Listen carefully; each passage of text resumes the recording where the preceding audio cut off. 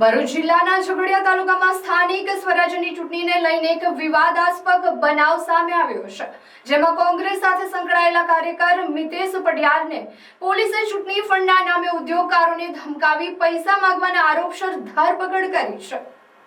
આરોપીએ સોશિયલ મીડિયામાં વિડીયો બનાવી સિલિકા પ્લાન્ટ જીઆઈડીસીના ઉદ્યોગો અને કોન્ટ્રાક્ટરો પાસેથી ચૂંટણી ફંડ માંગ્યું હતું। વિડીયોમાં તેણે પૈસા ન આપતા પરિણામ ભોગવવાની ધમકી આપ્યાનો પણ આક્ષેપ છે। આ વિડીયો વાયરલ થતા મામલો ચર્ચામાં આવ્યો છે અને પોલીસ હરકતમાં આવી છે। પોલીસે તપાસ હાથ ધરી મિતેશ પટિયાલને કસ્ટડીમાં લીધો હતો। ધરપકડ બાદ પોલીસે જાહેરમાં તેનો વરઘોડો પણ કાઢ્યો હતો, જેના કારણે વિસ્તારમાં ચર્ચા જગાઈ છે।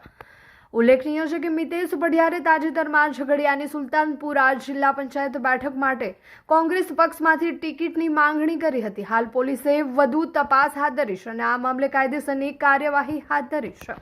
એ નરેન્દ્ર મોદી કે અમિત શાહ તમારા પ્રશ્નોને વાંચા આપવા અહીં નથી આવવાનો, કેમ કે આ સ્થાનિક સ્વરાજની ચૂંટણી છે। સ્થાનિક સ્વરાજની અંદર સ્થાનિક જે નેતાઓ છે, જે લોકોએ અત્યાર સુધી જનતાના પ્રશ્નોને પ્રાવધાન આપીને એ લોકોની માટે લડ્યા છે, એવા ઉમેદવારોની આપણે આ વખતે પસંદગી કરવાની છે। તેમાં કઈથી મોદી ને અમિત શાહ આવી ગયો ભાઈ અહીંયા? એટલે ઉપરવાળાને જોઈને જે લોકો મત આપે છે એ લોકો એમના પગ પર કુવાડી મારે છે।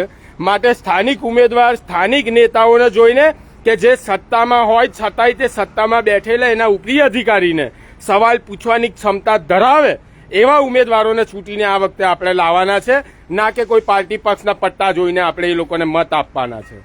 અને રહી વાત સહકારની, તો એ મારા તમામ ઉમેદવારોને સહકારના અધિકાર છે, કેમ કે એ લોકો સ્થાનિક સ્વરાજની ચૂંટણી લડી રહ્યા છે અને સ્થાનિક સ્વરાજની ચૂંટણી લડે છે તો એ કોઈ એમના વ્યક્તિગત સ્વાર્થ માટે નહીં, પણ એ તમામ જિલ્લા પંચાયતમાં આવતી તાલુકા પંચાયતો માટે લડી રહ્યા છે કે જેની અંદર લાખોની સંખ્યાની અંદર લોકો વસવાટ કરી રહ્યા છે। આવનારા સમય વિશે તો તમે લોકો વિચાર કરો। આવનારા સમયમાં તમે તમારા બાળકોને શું વાતાવરણ આપવાના છો? આવા જ હામાહા કરવાવાળા ઉમેદવારો ચૂંટીને આવી જશે તો કયા તમે સુશાસનની અહીંયા વ્યવસ્થા કે સુવિધાઓની તમે અહીંયા વાત કરો છો? કયો વિકાસ તમારો? 4 વર્ષથી તમે એક રસ્તો નથી બનાવી શક્યા, મુલતથી લઈને ગુમાનદેવ સુધીનો આ વિકાસ જોવાનો છે। ઢોર દવાખાનાઓની અંદર, પશુ દવાખાનાઓની અંદર ડોક્ટરો નથી, આ વિકાસ જોવાનો છે। એક કેટલી સરકારી શાળાઓ આપણી ત્યાં બંધ થઈ ગયેલી છે, એક સરકારી શાળા નથી ખુલ્લી। શું આ વિકાસને તમે ધ્યાને રાખવાના છો?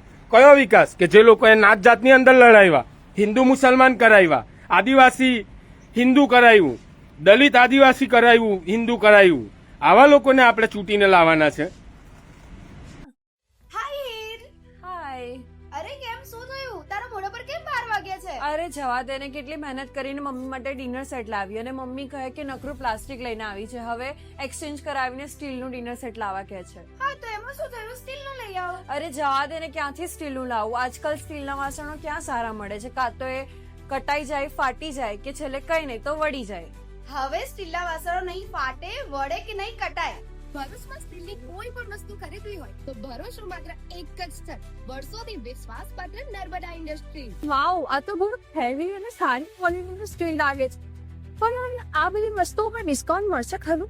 અરે આ બધી વસ્તુ તને હોલસેલ ભાવમાં મળી જશે। ભરૂચના બધા હોટેલ્સ વાળા, કેટરિંગ વાળા બધા અહીંથી જ વાસણો ખરીદે છે। માત્ર ભરૂચમાં જ નહીં પણ વિદેશમાં પણ નર્મદા ઇન્ડસ્ટ્રીના ટ્રાય-પ્લાય વાસણોની ખૂબ જ માંગ છે, એટલે જ વિદેશમાં રહેતા લોકો વાસણો ખરીદવા માટે નર્મદા ઇન્ડસ્ટ્રીને જ પસંદ કરે છે। તો હવે તમારી શોપિંગ કરી લીધી છે? તમે ક્યારે આવી રહ્યા છો? Narmada industry phase 1 GIDC near Narmada Nagar, Bharuch. For more information call on the given number.